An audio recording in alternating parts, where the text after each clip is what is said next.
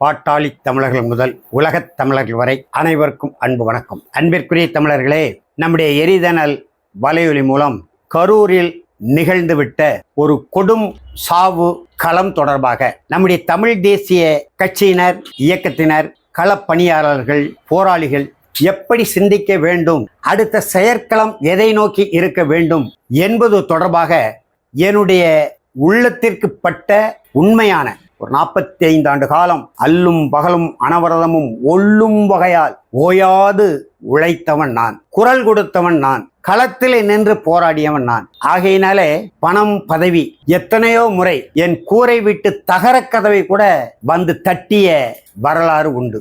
ஆனாலும் என்னுடைய அரசியல் பயணம் அதை நோக்கி அல்ல. ஆகையினால்தான் இன்றைக்கும் ஒரு தனி மனிதனாக, தனித்தமிழனாக, நடைமேடை தமிழனாக இன்றைக்கு தமிழ் தேசிய களத்திற்கு வந்துவிட்ட பல லட்சம் தமிழ் இன இளைஞர்கள் நடுவே உரிமையோடு கருத்துக்களை வெளிப்படுத்தி கொண்டிருக்கிறோம், பேசிக் கொண்டிருக்கிறோம், இயன்றவரை போராடி கொண்டிருக்கிறோம். ஆனால் போராளிகளை உருவாக்குகிற ஒரு இயக்கமாக ஏற்கனவே நாம் தமிழர் இயக்கம் என்றுதான் தமிழர் தந்தை சீபா ஆதித்தனார் பெயர் வைத்திருந்தார். தமிழர் தந்தை சீபா ஆதித்தனாரை நேரில் சந்தித்தவன், நாம் தமிழர் இயக்கத்தோடு நெருங்கிய தொடர்பில் இருந்தவன் நான். நாங்கள் வாழ்ந்த சிற்றூர் என்கின்ற வேதநாயகபுரம் என்கின்ற ஊரின் கிளை செயலாளர் என்னுடைய தாய் மாமனார் தான். அவருடைய நேசமணி என்கின்ற பெயரை இளங்கோவன் என்று தமிழர் தந்தை சீபா ஆதித்தனார் மாற்றினார். நாம் தமிழர் இயக்கத்தின் கிளை செயலாளர் எங்கள் இல்லத்திற்கு அடுத்த இல்லம். அப்பொழுதே நான் சிறுவனாக இருக்கிற 7-8 வயது 10 வயதில் இருக்கும்போதே நாம் தமிழர் இயக்கத்தை பற்றி தெரிந்தவர். 1980ஆம் ஆண்டு திராவிட முன்னேற்ற கழகத்திலிருந்து அவர் விலகி தாழ்த்தப்பட்டோர், பிற்படுத்தப்பட்டோர் என்கின்ற ஒரு கூட்டமைப்பை உருவாக்கி அந்த கூட்டமைப்பின் சார்பில் 234 தொகுதியில் வேட்பாளர் நிறுத்தி ஐயாவும் சாத்தான்குளம் தொகுதியில் நின்றார். இந்த கூட்டமைப்பு வெற்றி பெறுமையானால் சமூக நீதி கோட்பாட்டின் அடிப்படையிலே ஒரு பட்டியல் பிரிவு தமிழனை தமிழ்நாட்டின் முதலமைச்சர் ஆக்குவோம் என்கின்ற அந்த கொள்கை முழக்கத்தின் அடிப்படையிலே அவர் களத்திலே நின்றபோது கைமாறுகிறதாமல் என்னுடைய 20 அகவையிலே அவருக்கு வேலை பார்க்கும்போது என்னை தேடி வந்து சந்தித்து என்னை தட்டி கொடுத்து சென்ற தலைவர் தமிழர் தந்தை சீபா ஆதித்தனார். எனவே இன்றைக்கு நாம் தமிழர் கட்சி, அன்றைக்கு அப்படி அல்ல. தமிழர் தந்தை சீபா ஆதித்தனார் தான் பெரிய செல்வாக்கு பெற்ற மனிதர். அவருக்கு கீழே பணியாற்றிய நாங்கள்லாம் பாட்டாளி தமிழர்கள். இன்றைக்கு தமிழ் தேசியம் என்று நாம் தமிழர் கட்சி என்று சொல்லிக்கொண்டு முழங்கிக் கொண்டு போலித்தனமான போராட்டங்கள் நடத்தி கொண்டு வளமான வாழ்க்கை, சொகுசு மகிழ்ந்து, ஏறினால் வானூர்தி, இறங்கினால் வானூர்தி என்று வாழ்ந்து கொண்டிருக்கக்கூடிய வாழ்க்கையை நாங்கள் வாழவில்லை. இன்றைக்கும் நாங்கள் அப்படித்தான். தமிழீழ விடுதலை களத்திற்காக முதலில் தேசிய பாதுகாப்பு சட்டத்தில் கைதாகி சிறைக்கு சென்ற தமிழன் நான் தான். எனக்கு பிறகுதான் நம்முடைய அண்ணாச்சி வைகோ, தம்பி ரவிச்சந்திரன், திராவிட முன்னேற்ற கழகத்தின் அமைச்சர் சுப்புலட்சுமி ஜெகதீசன் போன்றவர்கள் எத்தனையோ பேர். அதுக்கு பிறகு தடா சட்டம், பொடா சட்டம், பல நூறுக்கணக்கான தமிழர்கள்.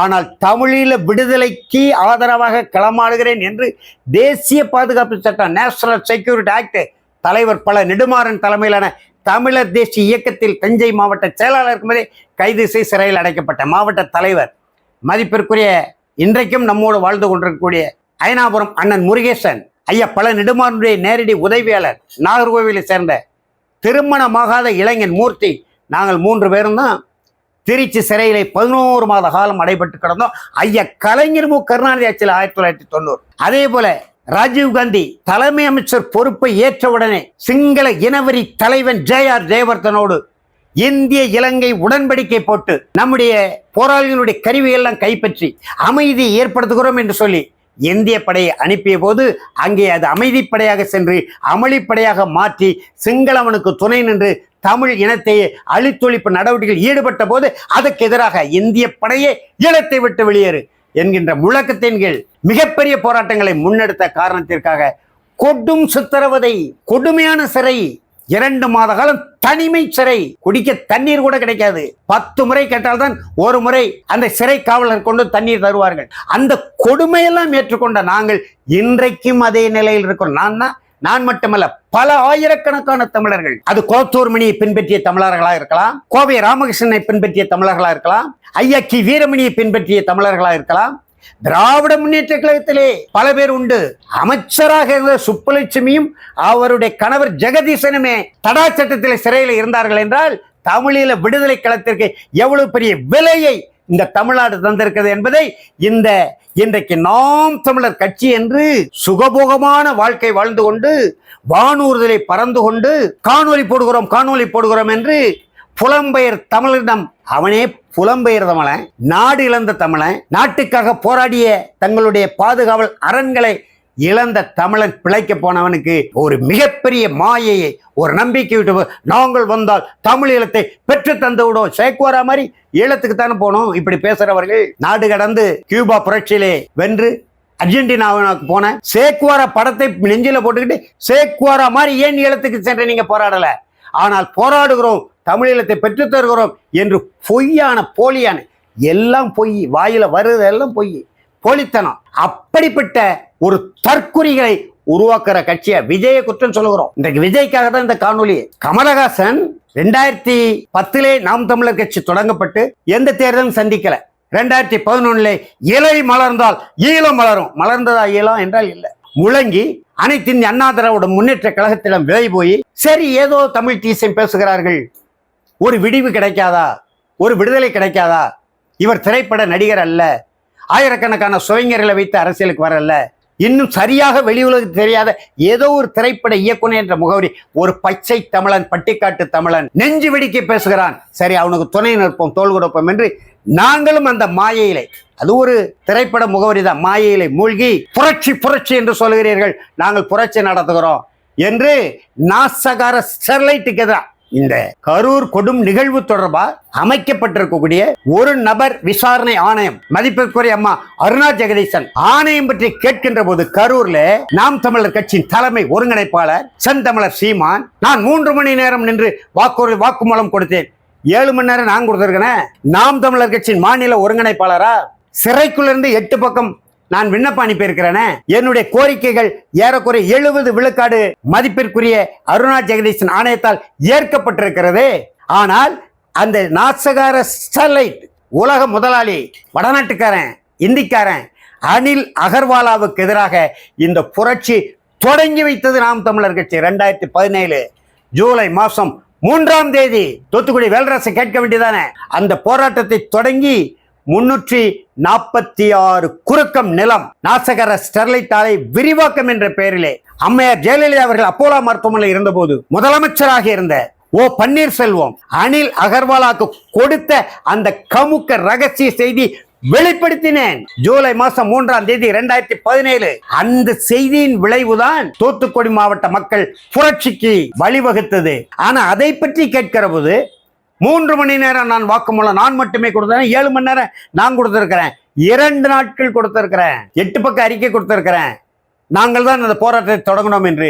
நீங்கள் கொடுத்த அறிக்கையிலே போராட்டத்திற்கும் எங்களுக்கும் தொடர்பே இல்லை. சொன்னது சீமான், எழுத்துப்பூர்வமான அறிக்கை. ஒரு கட்சியிலிருந்து 2 பேர் இப்படி அறிக்கை கொடுக்க முடியும்? புரட்சிக்கு காரணம் நாங்கள் தான். ஆனால் வன்முறைக்கு வித்திட்டது காவல்துறை. மக்கள் ஜனநாயக பாதையிலே போனார்கள், அறவழியிலே போனார்கள், மாவட்ட ஆட்சியர் அலுவலக வளாகத்திலே அமர்ந்து கொண்டு மனு கொடுக்க போனார்கள் என்று சொல்லி நாம் அறிக்கை போட்டிருக்கிறோம். சிறைச்சாலைக்குள்ள இருந்து மக்கள் போராடினார்கள், நாங்கள் மக்களோடு நின்றோம். எங்களுக்கு அதுக்கும் தொடர்பு இல்லை.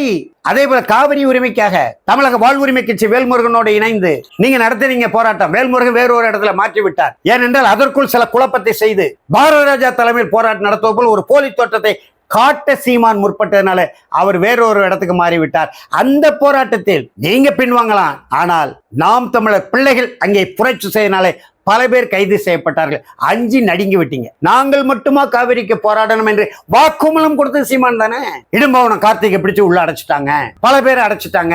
நாங்க ஸ்டெர்லைட் போடுறது, நான் பாளையங்கோட்டை சிறையில் இருக்கேன். நாங்கள் மட்டுமா போராடணும்? காவிரி சிக்கலுக்கு நாங்கள் மட்டுமா போராடணும்? நாம் தமிழர் கட்சியை மட்டும் ஏன் குறிவைத்து அதனுடைய தொண்டர்களை கைது செய்கிறீர்கள்? எல்லாரும் தான் போராடுனாங்க என்று வாக்குமூலம் கொடுத்தீங்க. சரி, 2010 கட்சி தொடங்கி 11 அம்மையார் ஜெயலலிதாவுக்கு ஆதரவாக பரப்புரை. 14ஆம் ஆண்டு நாடாளுமன்ற தேர்தலையும் போட்டியிடவில்லை.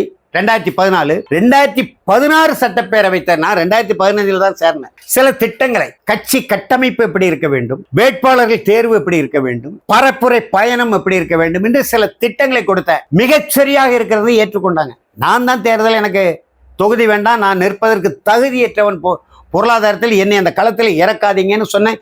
என்னை வலுக்கட்டாயமாக அங்கே ஆலங்குளத்திலே தம்பி சிவகுமார் நிற்கிறார், பாளையங்கோட்டையிலே நீங்க நில்லுங்கள், திருநெல்வேலியிலே தம்பி பிரபு வழக்கறிஞர் நிறுத்துறோம் என்று சொல்லி நீங்க நிறுத்தீங்க. 2 பேரும் பின்னங்கால் படையில ஓடிட்டாங்க களத்திலிருந்து. அப்பாவி தமிழன் பாட்டாளி தமிழன் நான் மாட்டிக்கிட்டோம் உங்கள்ட்ட திருநெல்வேலி தொகுதியில். அப்படி போட்டிட்டோம். அன்றைக்கு 5 லட்சம் வாக்குகள், பிறகு 2019 17 லட்சம் வாக்குகள். அப்பொழுதுதான் ஆதிக்க ஆற்றல்கள், சீமானுக்கு விழுகிற வாக்குகள், நாம் தமிழர் கட்சிக்கு கிடைக்கிற வாக்குகள், தமிழ் தேசியத்துக்கு கிடைக்கிற வாக்குகளை மடைமாற்ற வேண்டிய இறக்கு கமலஹாசனை. இன்றைக்கு இருக்கிற ஆட்சியாளர்களை எதிர்த்து, வாரிசு அரசியலை எதிர்த்து, ஊழலை எதிர்த்து, கையூட்டை எதிர்த்து, மாற்று அரசியலை நோக்கி என்று சொன்னார் கூத்தாடி கமலஹாசன். அதைத்தான் சீமான் சொல்றாரு. அப்ப சீமானை தான் ஆதரிக்கணும் கமலஹாசன். மண்ணின் மைந்தர் என்றார் சீமான். இல்லை, அவர் கர்நாடகத்தின் ஹாசா மண்ணின் மைந்தர் என்ற, நான் கர்நாடக பார்ப்பனர் என்ற, தமிழ்நாட்டை பொறுத்தவரை வந்தேரி தான் என்று சொன்னேன். ஆனா மண்ணின் மைந்தர் என்று அவர் வீட்டுல போய் வாழ்த்தினார். அந்த முறை 17 லட்சம் வாக்குகள், அவருக்கும் 17 லட்சம் வாக்குகள், மக்கள் நீதி மையத்துக்கு 17 லட்சம் வாக்குகள், நாம் தமிழர் கட்சிக்கு 17 லட்சம் வாக்குகள். இப்ப என்னாச்சு கமலஹாசன்? அன்றைக்கே எதிர்ப்பு தெரிவித்தேன். நாம் தமிழர் கட்சி தலைமை ஒருங்கிணைப்பாளர் சீமான் கமலஹாசன் வீட்டுக்கு போயிருக்க கூடாது, ஆண்மை உள்ள தமிழனாக கட்சிக்குள்ள இருந்தே எதிர்ப்பு தெரிவித்தேன். அதே போலதான் இந்த கூத்தாடி விஜயும் நாம் தமிழர் கட்சி மேடையிலே தேசிய தலைவர் பிரபாகரன் படம் வைக்கப்படுகிறது, புலிகளை பற்றி பேசப்படுகிறது, தமிழில விடுதலை பற்றி பேசப்படுகிறது. எல்லாவற்றையும் தமிழ் தேசிய அரசியலுக்குள் கொண்டு வந்து தமிழ் தேசிய அரசியலை நோக்கி வாக்காளர்களை மடைமாற்றி கொண்டிருக்கிறார், திசை திருப்பிக் கொண்டிருக்கிறார். அதை தடுத்து நிறுத்த வேண்டும் என்று திட்டமிட்டு விஜயை களமிறக்க ஒரு அதிகார வர்க்கம், ஆளுமையில இருந்தவர்கள் விஜயை பல்வேறு வருமான வரித்துறை விவகாரங்களிலே அவரை காப்பாற்றி விட்ட, கை தூக்கி விட்ட ஒரு ஆற்றல். அது தமிழ்நாட்டிலும் இருக்கு, டெல்லியிலும் இருக்கு. நாம் தமிழர் கட்சியை மடைமாற்ற திசை திருப்ப விஜய் இறக்கிவிட போகிறார்கள், எச்சரிக்கை என்று கொடுத்த. ஆனால் 16 முறை சந்தித்து பேசி என் தம்பி 2016ஆம் ஆண்டு திருச்சியில் நடந்த ஒரு மிகப்பெரிய மாநாட்டிற்காக நடிகர் கூத்தாடி விஜயிடம் நிதி கேட்க வேண்டும் என்று என்னே சொன்னார். நான் இந்த கூத்தாடியெல்லாம் சந்திக்க மாட்டேன். அன்றைக்கே சீமான் சொன்னார், ராவணன் குடியில் நடந்தது. அண்ணா என்னன்னா, அவன் ஒரு மிகப்பெரிய கலைஞன், அதிலையும் தமிழர் சமுதாயத்தை சேர்ந்த கலைஞன், அவனை பார்க்கறதுக்கே பல லட்சம் மக்கள் வந்து தவம் கிடக்குறாங்க, உங்களுக்கு அருமையான வாய்ப்பு தர்றேன்னா. நான் மக்கள் மாக்கோராவே சந்திக்க மாட்டேன்னு சொன்னவன். 1985ஆம் ஆண்டு மறைந்த திராவிட இயக்க முதுபெரும் தலைவர்கள் ஒருவர், முன்னாள் அமைச்சர், தஞ்சை மண்ணை சேர்ந்த எஸ்.டி. சோமசுந்தரம் நமது கழகம் நடத்தி கொண்டிருக்கும் போது அவரோடு நெருக்கமாக இருந்தேன். அவருக்கும் தேசிய தலைவருக்கும் இடையிலே அஞ்சல்காரனாக வேலை பார்த்தேன். அப்பொழுது மக்கள் கழகத்தை சந்திக்க ராமாவரம் தோட்டத்திற்கு அழைத்த போது அன்றைக்கு இருந்த பார்வை மக்கள் கழகம் மாக்கோரா மீது, நான் வரமாட்டேன் என்று மக்கள் கழகம் மாக்கோராவை சந்திக்க மறுத்தவன் இந்த கூத்தாடியை போய் சந்திப்பேன். வேலையை பாருங்க தம்பின்னு வேற 2 பேரை அனுப்புறீங்க. அனுப்பியவரிடம் இந்த கூத்தாடி விஜய் என்ன சொன்னா, சீமானுக்கு நிதி கொடுத்தா எனக்கு என்ன லாபம் கேட்டானே இல்லையே, சொன்னது நீங்க தானே. அப்படிப்பட்ட கூத்தாடி நமக்கு எதிராக, நாம் தமிழர் கட்சிக்கு எதிராக, தமிழ் தேசிய அரசியலுக்கு எதிராக களம் இறக்க கங்கணம் கட்டி கொண்டு வேலை நடக்கிறது என்று சொன்ன, மார்பிள் அடிச்சு சொன்ன, கேட்கல சீமா. வேக்கிரவாண்டி மாநாட்டுக்கு பிறகு அந்த பக்கம் நில்லு இந்த பக்கம் நில்லு நடுப்பக்கம் இருந்து அடிச்சு செத்து போகாதன்ட்டார். முடிஞ்சு போச்சு கதை. இன்றைக்கு புலிவேட்டைக்கு புறப்பட்டவர்கள் அணில் வேட்டையில போய் இருக்கிறாங்க. சரி, கரூருக்கு போனீங்களே, அங்க கருத்து சொல்லும் போது அது மரண ஓலம், சாவு களம். ஏற்கனவே இங்க நம்முடைய பெருங்குளத்துல நம்முடைய தம்பியினுடைய படுகொலையில வந்து அந்த இளவு வீட்டில் பத்திரிகையாளர் கூட்டம் போட்டதே மிகப்பெரிய ஒரு அவலமான சூழல். அப்படி பத்திரிகையாளர் கூட்டம் அங்க போடக்கூடாது, நின்று கொண்டு எல்லோரும் கருத்தை சொல்லி கொண்டு போய் கொண்டிருக்கிறார். நீங்க உட்கார்ந்து போட்டீங்கன்னு சொன்ன அதே போல கரூர்லையும் ஆமாம், அந்த அணில் குஞ்சுகள் மண்டியிடாத மானம். அங்கே எப்படி என்ன ஆச்சு? மண்டியிடாத மானம், அணில் குஞ்சுகளிடம் விட்டா உங்களை தலைக்கு 2 சாத்து அனுப்பியிருப்பாங்க. அந்த அளவுக்கு அவன் அவ்வளவு அருவருப்பாக கேவலமாக தற்குறிகளா இருந்து பேசுறான். அங்கேயே நீங்க போகணும். தூத்துக்குடி துப்பாக்கி சூட்டிற்கு காவல்துறை தடை விதிக்கிறது என்று போக மறுத்து விட்டு திரும்பி வந்த நீங்க அங்கே அணில் குஞ்சுகளை பிடிக்கலாம்னு போனீங்க. அவன் அவமானப்படுத்தி விட்டுட்டான் உங்களை. அன்றைக்கு கொடும் நிகழ்வு நடந்த அன்றைக்கு நீங்க மலைகளின் மாநாடு தர்மபுரியில், மலைகளின் மாநாடு எதுக்கு பண்ணும்? மலையை வெட்டுற இடத்துல, குடையிற இடத்துல, கல்லை ஏத்துற இடத்துல லட்சம் பேர் உள்ள குதிச்சு போராட்டம் நடத்தணும். வெட்டாதே என்னுடைய மலையை, தோண்டாதே என்னுடைய பாரத்தை என்று போராட்டம் நடத்துவதற்கு துணிவில்லை. 26 பேர் கபினி அணையில விழுந்து செத்தானே இல்லையா தமிழ்நாட்டுக்கு தண்ணீர் திறக்க கூடாதுன்னு 26 பேர் மாண்டு மடிஞ்சான். மலைகளின் மாநாடு, ஏதோ ஒரு திசை திருப்பல். சரி, அந்த மாநாட்டில் அன்பு தம்பி விஜய் பேசிய கூட்டத்தில் 20 பேர் உயிர் இழப்பு. 20 பேர் உயிர் இழந்த பிறகும் அன்பு தம்பி உங்களுக்கு என்ன அருவருப்பான அரசியலை அரங்கேற்றுகிற வேலையை செந்தமிழர் சீமானும் செய்கிறார். அதனுடைய விளைவுதான் கமலஹாசனை ஆதரித்தது, கூத்தாடி விஜய் தம்பி என்று அவருக்கு சிவப்பு கம்பளம் விரித்து வரவேற்றது.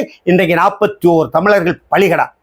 எனவே செந்தமிழன் சீமான் அவர்களே, தமிழ் தேசிய அரசியலை இனிமேலாவது சிந்தித்து, நீங்க தான் சொன்னீங்க திரையில் தேடாதே தலைவனை தரையில் தேடுன்னு, அந்த முழக்கத்தை ஏன் மடை மாற்றினீங்க?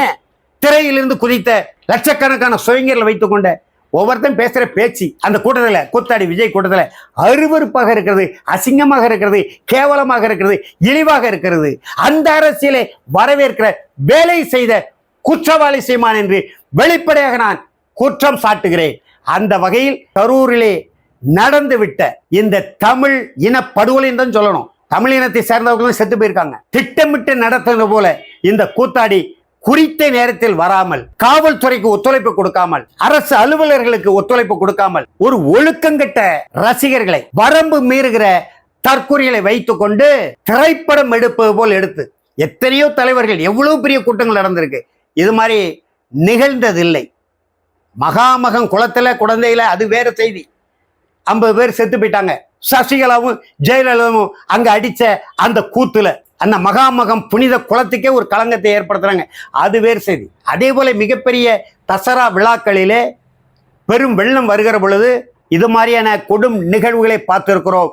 ஆனால் ஒரு திரைப்பட கூத்தாடியை பார்ப்பதற்கு மரத்தில் ஏறாதனா ஏறுறான், மின்கம்பத்தில் ஏறாதனா ஏறுறான், ஓரமா நில்லுனா நடுசாலையில் வந்து நிற்கிறான், காவல்துறையினுடைய கட்டுப்பாடுகளுக்கு கட்டுப்பட மறுக்கிறான். இந்த கூத்தாடிகளை கொண்டு அரசியல் செய்தால் தமிழ்நாட்டு வரலாற்று சிறப்புமிக்க தமிழ் தேசிய இனத்தின் பெருமைக்குரிய அரசியல் வழித்தடங்கள் நாளைக்கு கண்ணா பின்னா என்று சிதைந்து போகக்கூடிய, சீரழிந்து போகக்கூடிய பண்பட்ட இந்த தமிழ் மண், பக்குவப்பட்ட இந்த தமிழ் மண் இந்த கூத்தாடிகளால் உலகத்திலே படு கேவலமான நாடு என்று இழிவாக ஏனைய பிற மொழிவழி தேசிய இனத்தவர்கள் நம்மை எள்ளி நகையாடும் அளவுக்கு, இழிவுபடுத்தக்கூடிய அளவுக்கு இந்த கலைத்துறை சேர்ந்த இந்த கூத்தாடிகள் அரசியல் இருக்கிறது. அதில் சீமானுக்கும் பங்கு உண்டு.